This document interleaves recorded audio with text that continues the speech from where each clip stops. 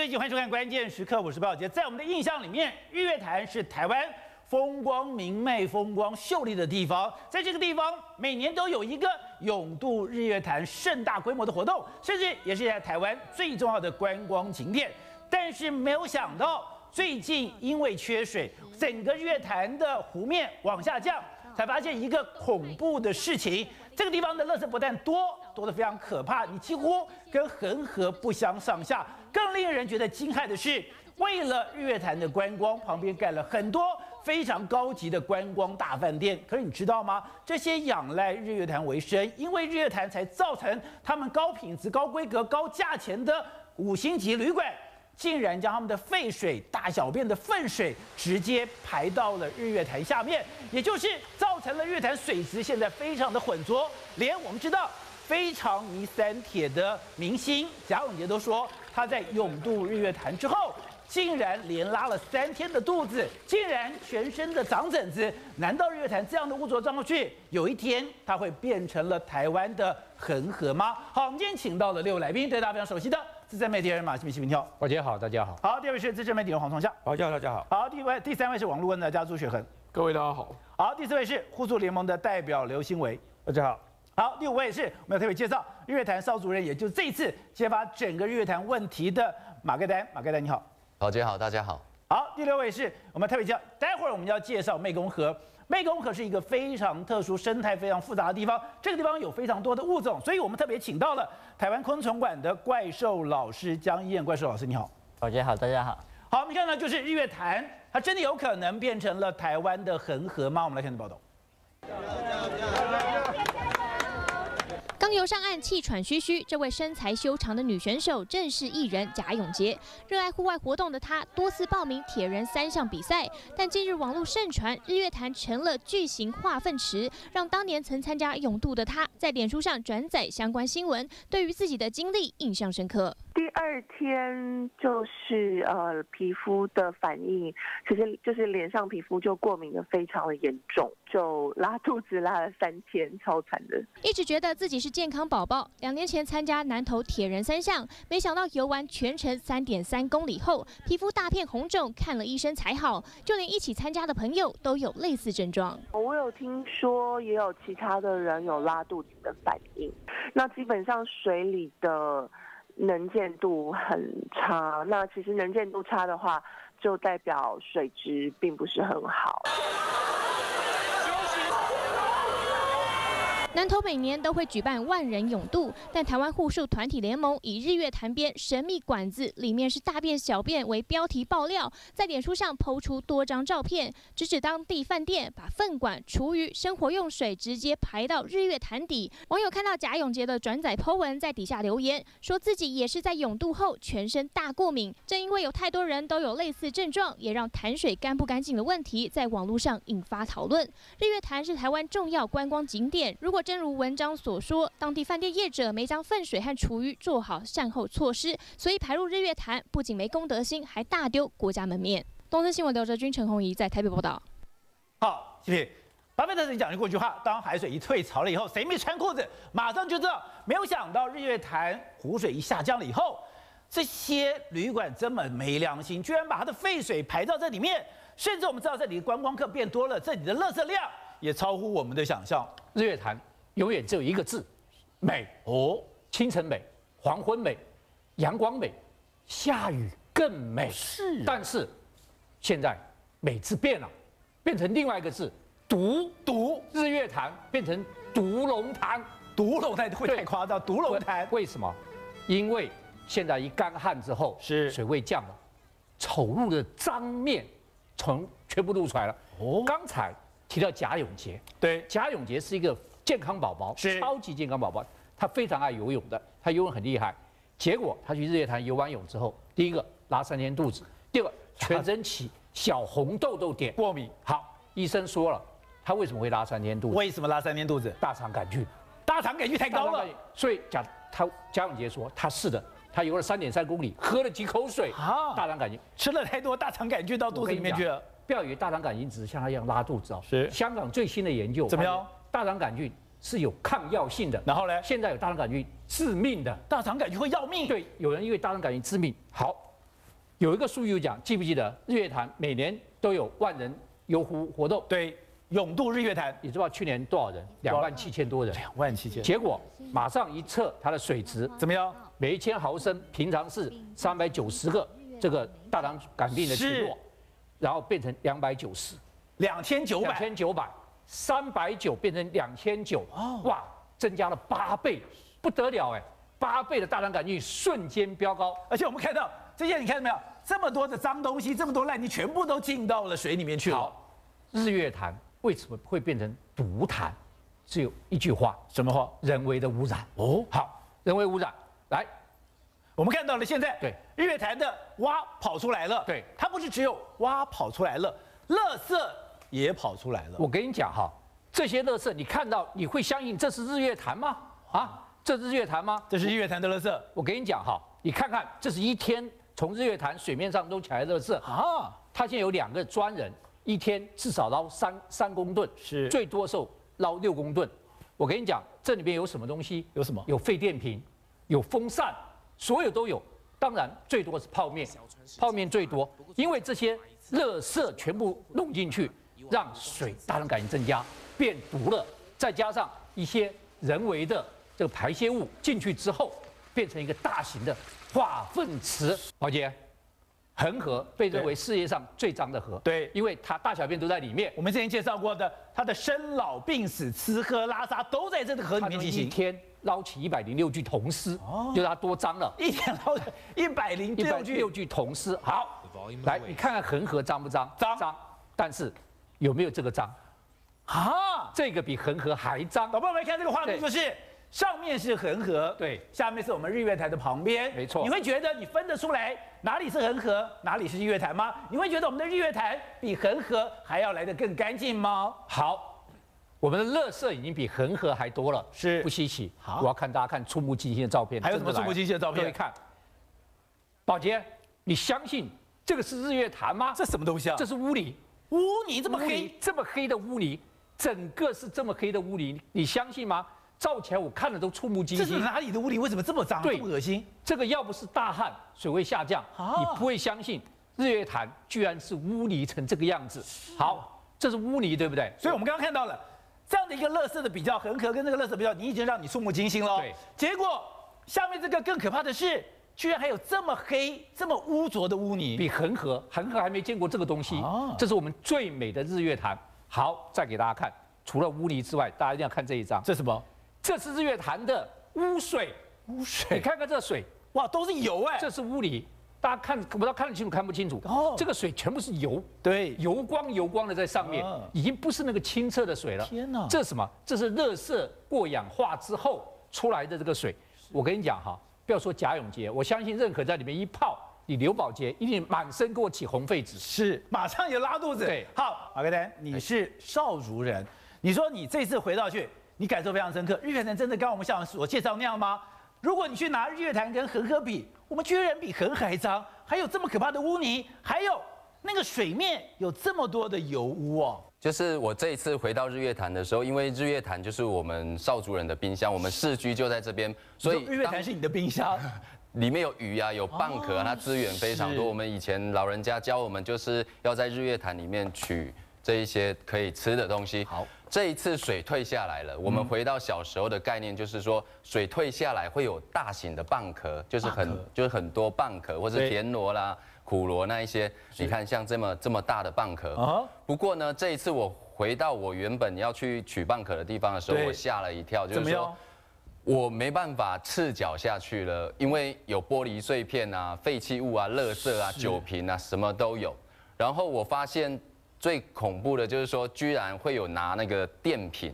电瓶？对，电瓶，它把就是汽车用的电瓶。汽车电瓶？对，大型的那种电瓶，它用来就是固定上面那个船屋还是什么竹排的那些。等于说绑东西用的，对对，它用这个来固定。我来固定就对了。因为我吓一跳，这东西很毒嘛，对不对？所以这个是电瓶。对。电瓶我来绑住，我来等于说我来固定东西。对。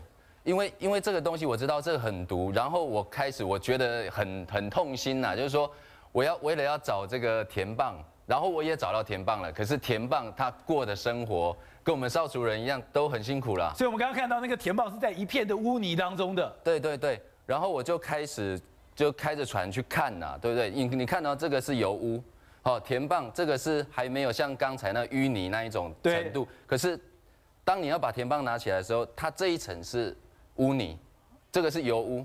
以前不是这个样子。油污啊，我拿这个打火机来对比，事实上我是要对比它很小，因为以前的棒是非常大，都是像脚掌这么大，差不多24公分，差不多这样子。对对对，然后你就可以打着赤脚去踩，去感觉，用你的脚趾去感觉。可是你没办法这么做了，现在因为都是废弃物啊，你这样子下去。我小时候蒙拉也是一样，因为小时候蒙拉其实也是污浊的，我是要用脚踩，脚踩了以后，踩到蒙拉之后，我再潜下去把那个拉给拿上来。对对。你说现在不能踩了，不敢，太危险了，然后水也不清澈。对对对，跟我们以前小时候我们在码头游泳，我们这样子看下去是可以直接看到底下的石头。对对对对，那个小时候有很多的游客都是外国人，那时候算是日月潭上一波的旅游的对，很旺的时期，所以游客那时候会丢钱，然后我们小朋友都在潭边嘛，然后我们就潜下去，那个很深，4、5米这样子，在上面就可以看到了。他在游湖的时候把硬币丢到湖里面，你们再把它捡起来。对对，因为这样子看就知道，所以这样潜下去，眼睛都可以打开。现在我不敢让我的小朋友在日月潭碰到水去游泳，你下水都不敢让他下水。我小朋友是日月潭土生土长的人，我要游泳的话，我还要去外面的游泳池，因为日月潭的水连我都快不敢。好，那马哥，你刚刚讲到了，这是让你觉得非常沮丧的。小时候你猛拿给我们这一口来买这个的，结果你现在不能踩了，不能踩就算了。刚刚讲到的这样的污泥真的有这么严重吗？那污泥都是这样的黑漆麻黑的一片哦。污泥有分油污跟从万大水库下来的啊。如果是万大水库那边下来的，这一次水这样子退，我们发现有一个数据，就是说水位下降1公尺，这个污泥的延伸差不多延伸出100公尺，所以现在退到退了3公尺嘛，对不对？我们这样子看，从它本来就在岸上的，跟延伸下去的1公里有，几乎过了我们潭的中线，这还不打紧，在水底下看不到的，不晓得已经扩展到多远。好，那马哥，你刚刚谈到的是，现在有很多的观光客在这个地方上面，因为要观光客，我有很多的大型的游艇越来越大，这造成一些问题是。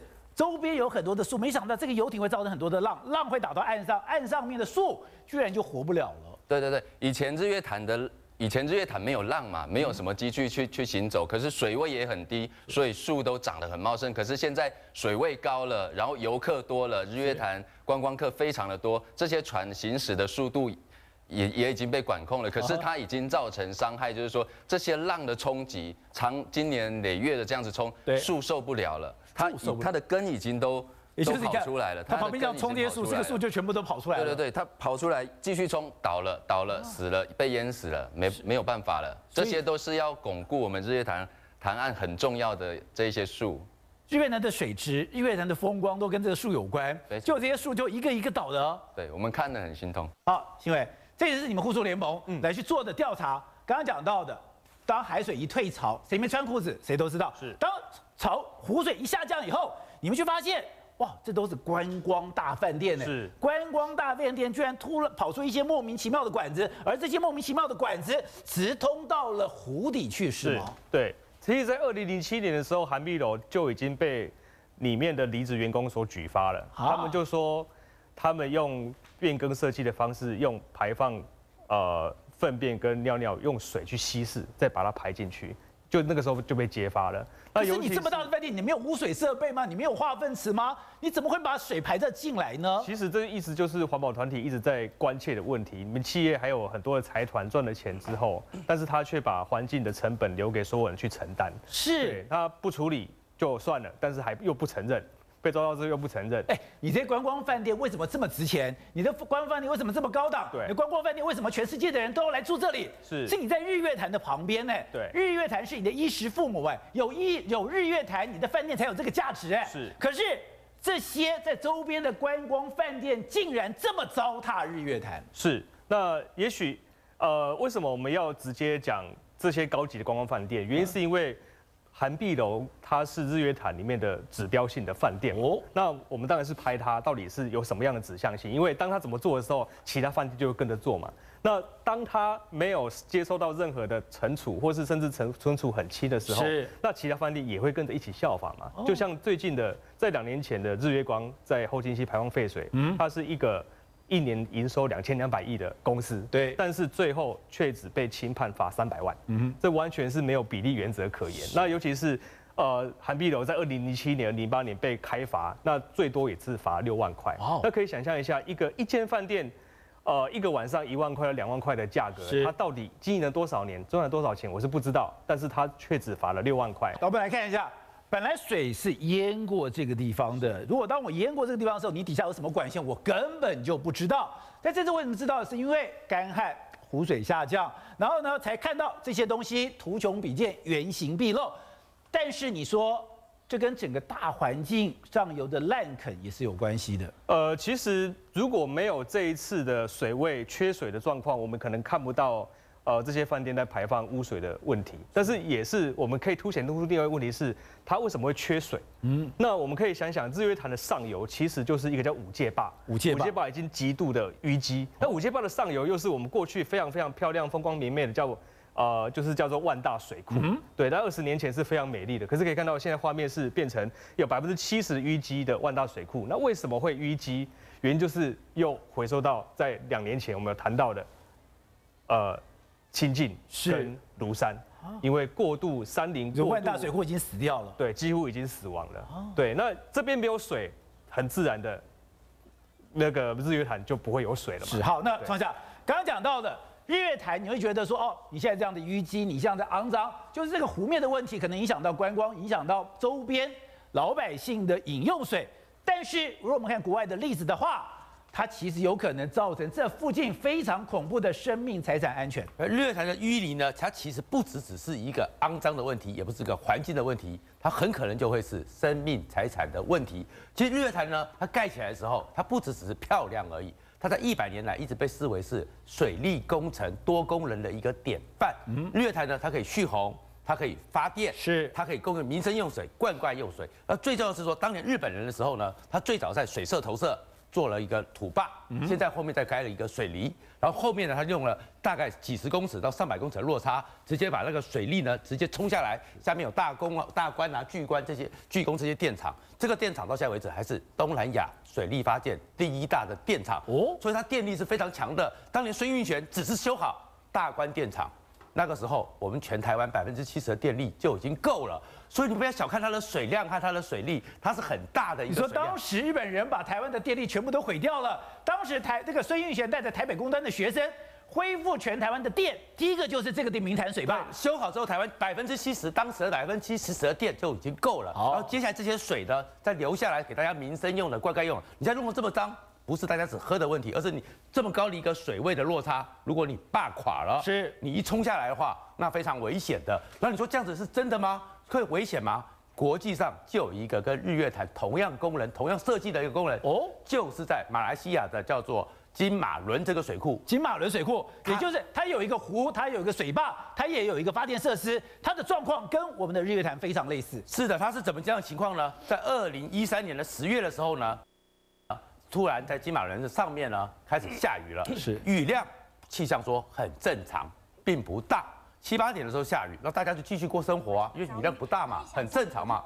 可是10点的时候，突然紧急广播，怎么样？说水满了，怎么可能呢？那么一场小小的雨啊，才下2个小时，说水满了，我们要泄洪了，叫下游要注意。可是发现无法泄洪，为什么？居然泄洪道被堵住了，无法启动了，那些闸门动不了了，被垃圾塞住了。结果呢，马上的再过来到12点的时候，大量的水就直接的冲下来，冲下来呢，下面的村庄就被那个水给灭村了。但是幸好大家跑得快，所以死了4个人，几百辆车子就淹在里面，整个村庄都变成是泥泞之地。可是后来去调查，怎么会这样子呢？怎么会这样子？发现里面的淤泥呢高达2层楼，然后其实淤泥挖出来之后，推估可以灌满100座足球场。然后整个水呢，本来是这样子一个水坝是这样子的，2/3都已经是淤泥。对，所以呢，根本水都没进来。那么跟现在日月潭现在一样吗？所以水呢一下就冲出来了。所以大家发现说，原来我没有想到这淤泥造成这个水坝差点就垮掉。然后事实上呢，日月潭呢更可怕是什么？刚刚讲的，其实你到水利署去查，日月潭是称为我们台湾所有水库里面淤泥最好、状况最好的水库。是啊，所以它是没有什么淤泥的。结果没有什么淤泥呢，所以刚刚讲的水色和投射那两个坝，它不是钢筋混凝土，它是当时日本人做的时候就是土坝。是，然后外面才包一点点钢筋水泥土，你说一冲就垮。如果你还要淤泥淤下过来，然后水量又估不足，往下一冲的时候，这么大的一个水的动力这样冲下来，下面人非常危险。好，那雪恒，刚刚谈到的就是你很难想象台湾最引以为傲的风光景点日月潭，现在的垃圾量、淤泥量竟然如此可怕，居然去游个泳都会上吐下泻3天之久，甚至你说比较恒河的话，我们似乎也没有什么资格再去笑别人了。我们知道。一个河水你要维持清洁是非常费功夫的，可是你要把毁坏它，10年不到，这条河流就会完全死亡。是因为其实我们都会讲啊，这个大地之母养育我们，我们应该要感恩。但其实人类很多的所作所为，就是在活生生的杀死这个养育我们的大地之母。大家经常举的一个例子哦，是在印尼爪哇岛上面最大的河芝塔龙河，又叫西大鲁河。西大鲁河原来是当地居民最为倚靠的一个所有生活的来源，农耕、灌溉、发电、饮水，甚至沐浴，全部靠这边。它有80%的水是提供给居民使用的，但问题是，从中间也不过10年的时间，你看画面上这个样子。根本你就没办法分辨到底垃圾场还是河。哦，居民的人生被改变了，为什么？因为自从河变成这么脏之后啊，没有办法捞鱼了。原先可以捞鱼，原先还可以捕鱼，现在怎么办？它本来是一条很干净的河吗？是，它本来可以养育非常多的鱼类，现在这个鱼类有60%以上都灭绝，都死亡了。结果你看到这些原来的渔民现在怎么办？变成回收业者，是变成在捞垃圾，然后拿去卖，因为再也捞不到活的鱼，变成了回收业者。对，甚至邻近的包含了皮肤病，包含了癌症，比例都大幅上升。因为你看这小朋友，他鼻子上长那些东西，就是因为他没有办法，他洗澡也在那边洗，喝水也在那边喝，小朋友都被感染。你看这画面上，看了觉得伤心跟难过的是哦，不只说这边都是垃圾。而是小朋友玩得很高兴，小朋友在里面觉得，哎，这个我生下来看到的河就是这样子，因为他们根本不到10岁，没有看过原先芝塔龙河到底是什么样子，在里面玩得可高兴的。这个河就是他们的生活空间，是，所以他们只能在这种充满垃圾的地方游泳，难怪他们的病这么多。可是以前芝塔龙河不是这样子的，以前芝塔龙河，你看了真正觉得伤心是这样子，它是绿色的。哇，这是以前的芝塔龙河，是因为它原先提供了爪哇低地的稻米灌溉来源，所以当时爪哇低地是整个印尼的主要稻米生产地方，因为有这么好的河，有这么好的水。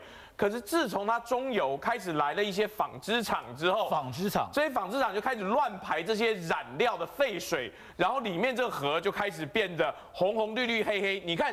这个图版中间其中一个画面就是这些鱼都死掉了，是因为它排进来的染料本身就有重金属。有个数据很夸张，因为河本身受到污染，连河旁边岸上的水井，它水银超标29倍。请问你喝这样子的水，你还有办法正常的过活吗？水银超标，我就喝汞啊。对，那结果所以连稻米都受到污染，到了最后。那边的农民哦，他只能怎么办？他卖的米只能半价出售，否则没有人要买。在画面上看到，这完全是被淤积、被垃圾袋给塞住了，因为恶性循环，你污染了，对不对？它不再绿了，它变黑了，居民也开始跟丢垃圾。等到他们也丢垃圾之后，整个河就江河日下，就往毁灭的方向走。甚至还有人会讲说，哎。我这辈子就靠来这边回收垃圾过活，所以严重的程度到亚洲开发银行啊贷款5亿，说要改善这条河，但是直到目前为止都没有成功。很多人在怀疑这个钱到底跑到哪里去。也就是当河流死亡了以后，所有的恶性循环，它反正就脏了，我就开始丢了。你让它复活是一件非常困难的事情。同样的，当河流死亡了以后，周边生活也就几乎完蛋了。是，像我们再举另外一个例子，就是菲律宾的马尼拉湾。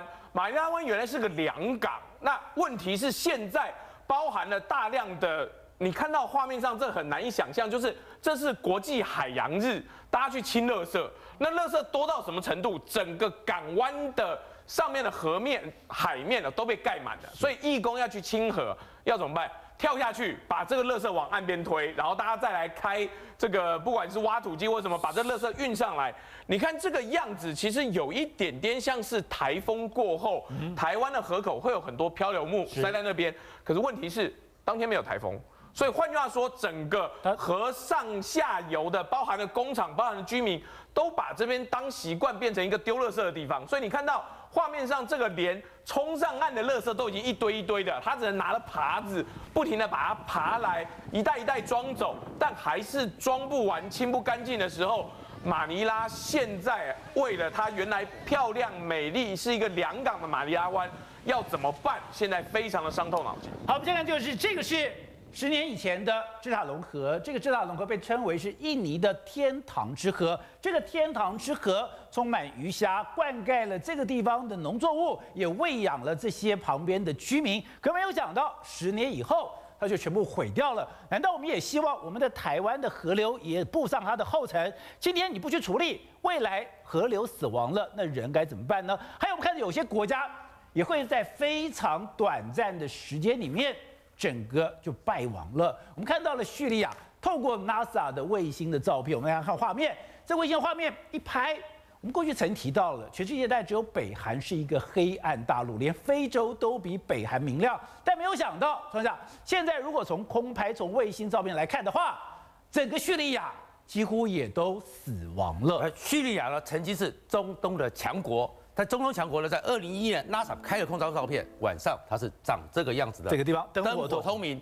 但是现在才短短的4年，一个内战，晚上一看，它跟北韩一模一样，你看不到灯光，它现在这里面全部都暗掉了，大概灯光呢是跟4年比少掉了83%，全部都暗了。但更可怕的是，联合国去看它的人口呢，在这4年的内战里面呢，直接被统计的死掉了21万，死了21万，可是总人口呢？少掉了330万哦，其他的人有人是逃掉的，有人呢根本没被统计进来。哦，但是更可怕的是说，他们过去的时候呢，其实是富强之国，是他们平均年龄是75岁。哦，那还好啊，短短的4年，现在平均年龄是55岁，每一年少5岁，4年就少了20岁，4年居然平均寿命少了20岁，是对，而且呢，这少了20岁里面呢，是因为他们完全是疯狂的杀戮，而这疯狂的杀戮里面呢，他们这边有1400万儿童，就是到处的逃难，明天不知道该怎么办，而且更可怕的是，他们不管你是政府军还是反政府军，杀戮起来呢，已经杀到疯狂了。我们刚才讲他的死亡非常可怕，可是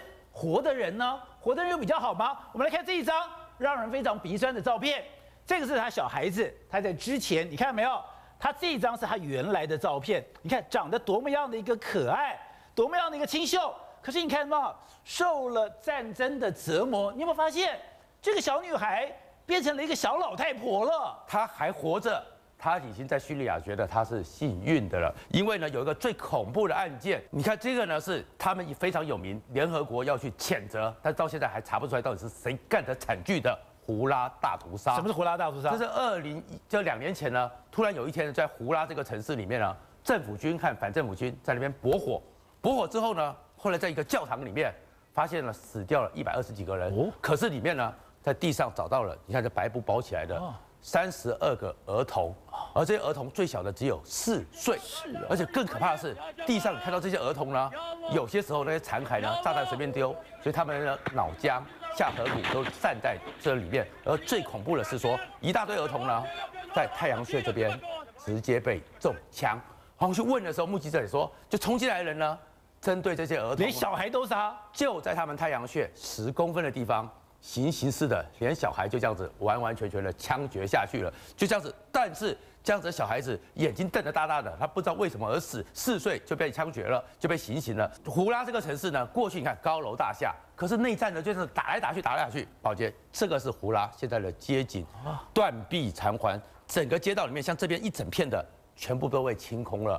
全部的这个房子全部都垮掉了，就是被这样子炸的，这样打的。然后这里面呢，死的人他们就活不下去了，而活的人呢，我也不知道我明天能够怎么办，就变成轰炸成这样子，所以他们才会平均年龄呢，每1年少5岁，短短4年少了20岁。你能想象说4年的时间，这个国家平均寿命居然少了20岁？我们来看这个画面，就是如果国家变成这样的一个断壁残垣、十室九空。这里面的人到底过一个什么样的生活？我们甚至再来看一看这个小孩子的面容，难以想象，一个小孩子10岁不到，怎么满脸这么样的一个愁苦？你本来是一个天真、充满笑容的小孩，可是战争竟然把他摧折到，他居然满脸的皱纹、满脸的悲伤、满脸的痛苦。我们休息一下，回来。